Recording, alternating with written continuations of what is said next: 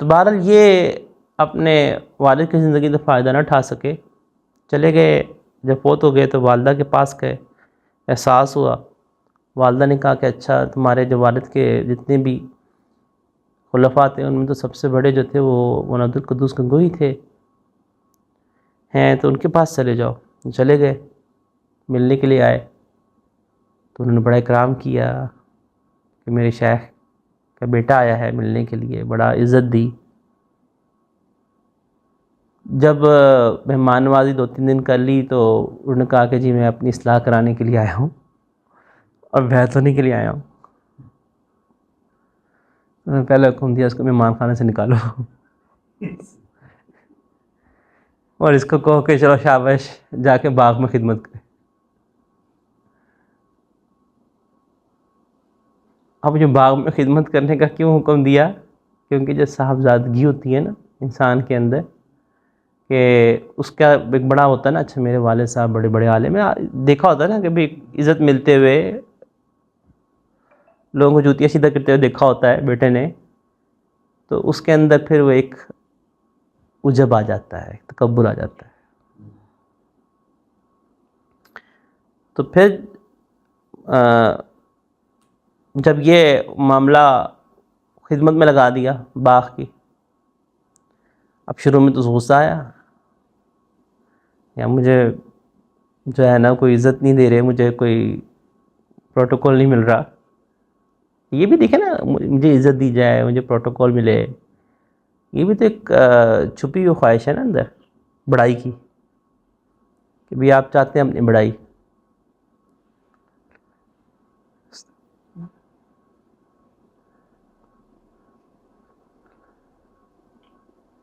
कुछ दिन तो बुरा लगता रहा, फिर आहिस्ता आहिस्ता ज़ाहिर नस मिटता है, फिर मैं मिटना शुरू होती है।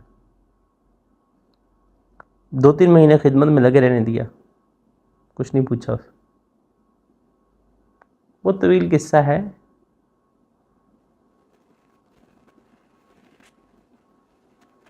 फिर एक दिन जो है उन्होंने एक सफाई करने वाली बंगी खातून को कहा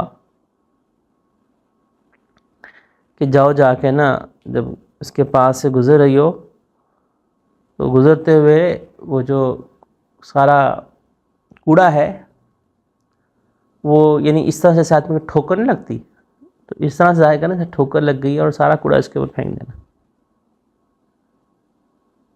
खातून जो थी वो सारा कूड़ा जब लेके जा रही थी, देखा बैठे हुए अपने काम में लगे हुए, तो करीब से गुजरते हुए ठोकर जैसे लगती है और सारा कूड़ा इनके ऊपर।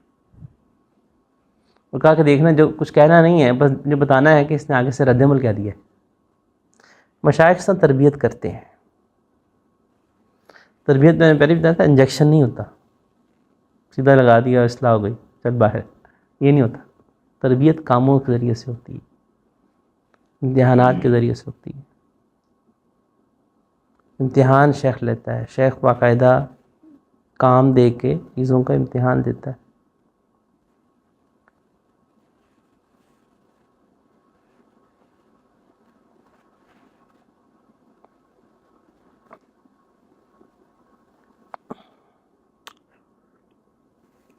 तो ये गुस्से में आ गए, उसको ठीक ठाक सुना दी, तुम देख के नहीं चलती, मैंने कपड़े नए पहने हुए थे, सारे मेरे कपड़े ख़राब कर दिए। उन्होंने आके बताया कि खातून ने कि जी कूड़ा फेंका था, गुस्से में शदीदा है। कहे कि नहीं, अभी इस्लाह कोई नहीं हुई इसकी, अभी अंदर से अच्छी खासी मैं है।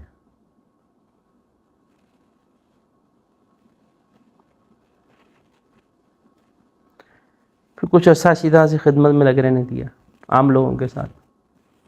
कुछ अर्सा और आम लोगों के साथ झगड़ा खाए। कुछ अर्सा आम लोगों के साथ और रगड़ा खाने के बाद फिर इसी तरह से फिर एक दफ़ा फिर कहा खातून को, 3-4 माह गुजर गए, 5-6 माह गुजर गए, फिर कहा कि जाके इसी तरह से ना फिर इस पर फेंक देना। अब फेंका तो अब उसने सिर्फ घूर के देखा, कहा कुछ नहीं। कहा तो कुछ नहीं, बस सिर्फ घूर के देखा है। कहा अभी भी इस्लाह नहीं हुई, अभी भी अंदर है मैं। फिर कुछ अर्सा उसको इसी तरह से खिदमत में लगे रहने दी। बाम लोगों की जूतियाँ सीधा कर रहे हैं, जो खानकाह में आ रहे हैं उनको खाना खिला रहे हैं, सब कुछ मेहमानों की खिदमत काम काज कर रहे हैं, माली बन के गोड़ी कर रहे हैं, सब कुछ है। अब वो आहिस्ता आहिस्ता ना फिर दिमाग से खुमार उतरता है।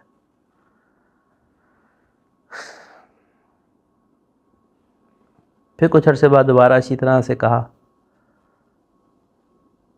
तो अब की बार जब कूड़ा फेंका ना, तो बजाय घूरने के उस खातून कहने लगे कि मुझे माफ़ करना, कि लगता है कि मेरा पाँव बाहर था तो उसकी वजह से आपको ठोकर लग गई, तो मैं माफ़ी चाहता हूँ। तो जब आके बताया, कहा कि हाँ अब हुई है इसके अंदर से इस्लाह, कि अब इसको आप ही गलती नज़र नहीं आई, इसको अपनी ही गलती लगी है।